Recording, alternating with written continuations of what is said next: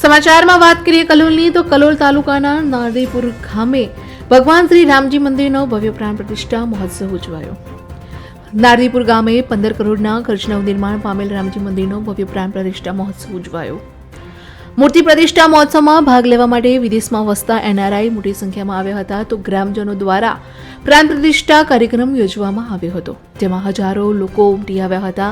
તો પ્રતિષ્ઠાના પ્રથમ દિવસે સવારે નગરયાત્રા ગામમાં નીકાળવામાં આવી હતી અને તેમજ તે દિવસે રાત્રે ભવ્ય ડાયરાનું પણ આયોજન કરવામાં આવ્યું હતું, જેમાં રાજબા ગઢવી, અલ્પા પટેલ અને હાકાભાઈએ પોતાની આગવી રીતે સૌના દિલ જીતી લીધા હતા.